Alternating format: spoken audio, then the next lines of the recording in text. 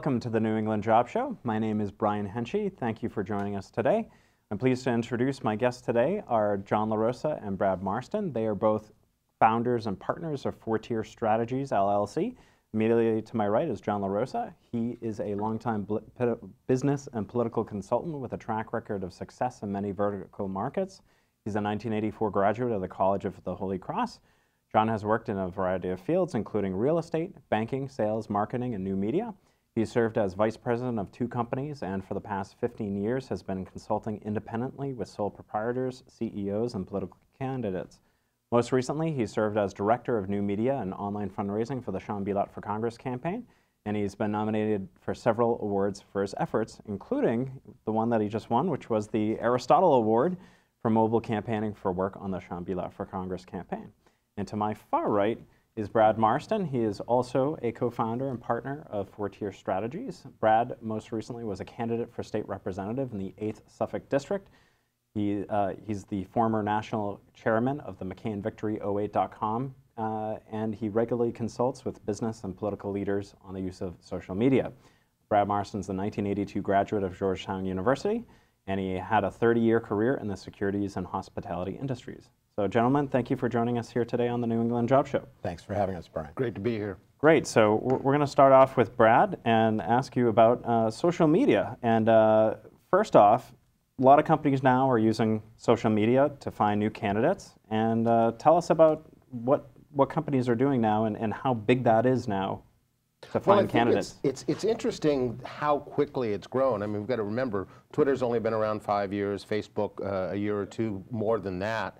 And I think we have a slide 1 that shows the percentage of companies that are using new media. And this is a survey done by JobVite, which is a software company for tracking applications. According to them, 73% companies said that they're using social media.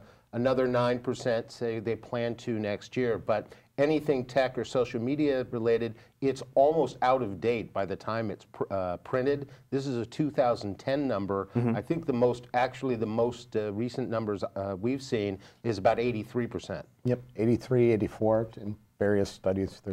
They're close to that level. And if you look at the chart, 9 to 10% in this chart are actually thinking about starting. I think most of them are on the way. They're on the way there. So you could probably extrapolate to about 90%. So what, in terms of when a company goes to use social media to find new candidates, tell us how they're actually using the social media to get new candidates. Well, I think we have another slide on that. Slide number 3 will show the biggest use. 60% are using it to build their employment brand, telling people why their particular company is so great to work for, making sure that applicants, experts in their field, are aware of them and can easily find them. The next is simply posting open positions. We've gone beyond the monster.com or careerbuilders.com, where they're using Twitter, Facebook, LinkedIn to actually post open positions. But somebody told me a couple of years ago that a lot of companies now, I heard that now Facebook is now the #1 site for jobs, and which sounded incredibly bizarre to me, because to me it's typically, you go to your Monster or your Career Builder or, I don't know, Dice, whatever. You go to all those different employment sites and they have all the job listings there. Well, I can jump in on the Facebook side. Sure.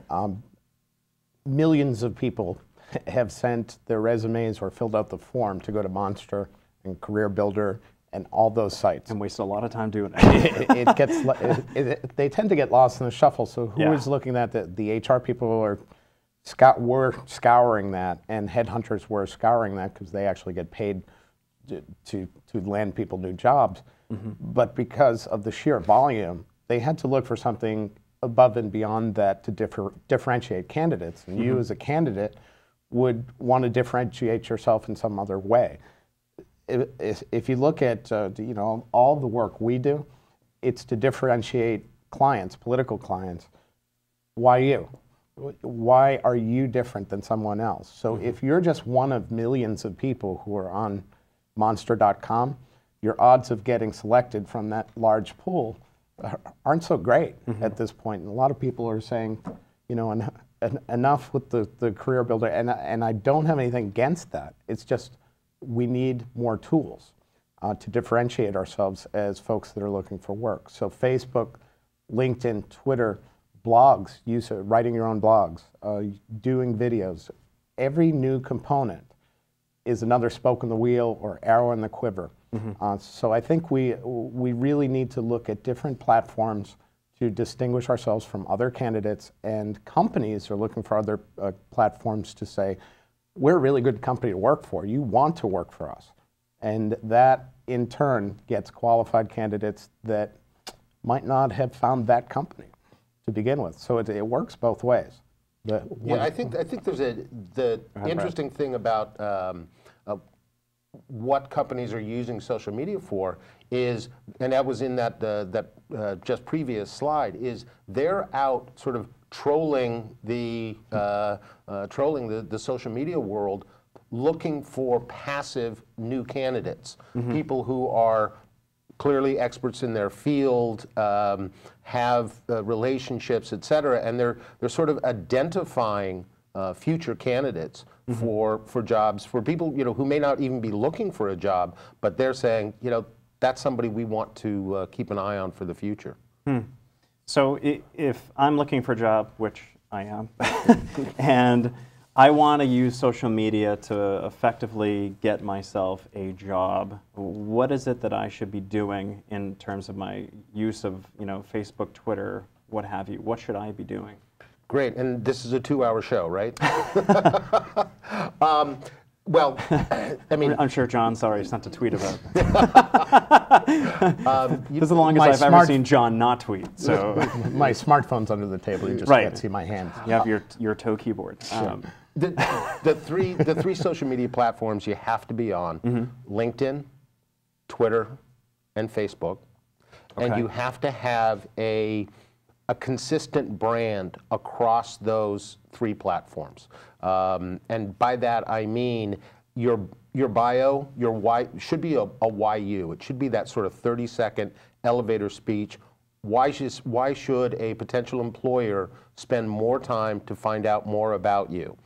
So your bio should be the same on your Twitter page. And for any viewers who aren't aware, it's twitter.com, and should also be the same as your sort of short bio clip on LinkedIn, which is a online business professional networking site. And it should also be the same as your bio on Facebook. Well, so for example, I am on all 3 sites. I'm on Twitter, Facebook, and LinkedIn.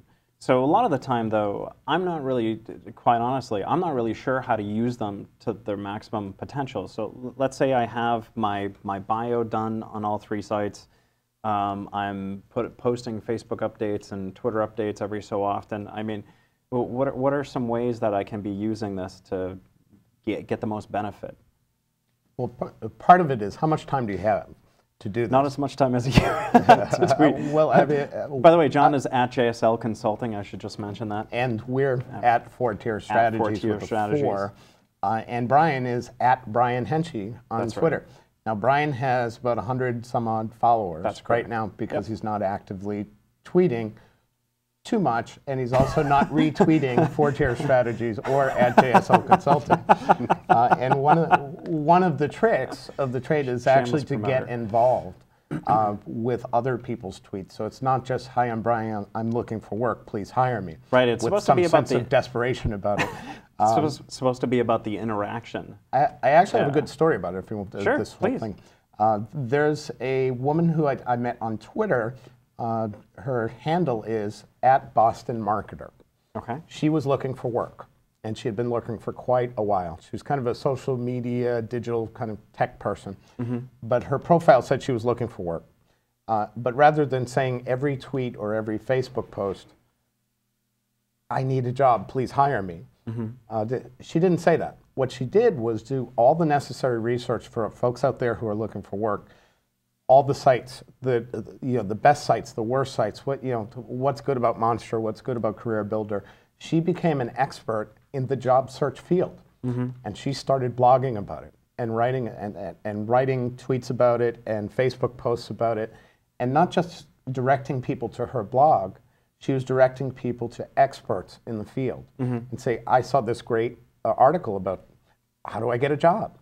So what ended up happening was she became an expert in job search by doing it herself. And she also pointed people in the right direction. So at Boston Marketer, ended up landing a job from someone that she directed on a job search through her. Wow. So she set herself up as an expert. She wrote blogs about it. When you went to her blog, you were also redirected through buttons to go to her Twitter and Facebook page. She built a following.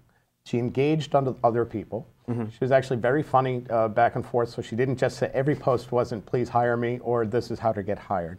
Right. So she was real and human, and she retweeted and reposted some of the best content I had seen. This was 3 years ago she started this. Wow. And I was not really focused on the political side at that point. So I was actually watching her content to read up on Twitter, Facebook, and all this stuff that we have here. A lot of that came from her and other experts on Twitter. But so she actually created a brand for herself. And I think that's very important. I mean, and John touched on it. She built a brand. I mean, a job search, you're the product. So you have to brand yourself and then build that brand by, and not necessarily all creating your own content, but if someone wants to be a chemical engineer, he should find everybody, every company involved in chemical engineering, every person involved in chemical engineering, blog scientific articles, and start sharing that. Because you're not necessarily, I mean, you're not saying I'm the expert in the room, but you're at least communicating to your potential employers, I'm in the know. And then it sort of builds on that, because then all of a sudden somebody sees an article through you that they haven't seen someplace else, and then they go share it saying, at Brian Henshey just put out this great article, and you start leveraging your connections. And that's one thing that I personally haven't been very good about doing at all in terms of using social media. I've mostly promoted, like, today I'm doing my radio show, tune in, or I've retweeted some tweets, but most of the time I'm so busy doing my own things that I usually don't do too much interaction. So I think that's one of the things that I've definitely not been doing in my job search is the broadcast only. Sorry to interrupt. Go ahead. The broadcast only model isn't very effective unless you're already a celebrity. So Charlie Sheen can post up, I'm now opening a Twitter account, I'm crazy, and here's my tag, winning, I have tiger blood, and he gets 2 million followers. Unfortunately, the three of us are not in that category. Fortunately, we're also not addicted to anything, which is great. But there are trade-offs. There are trade-offs to that.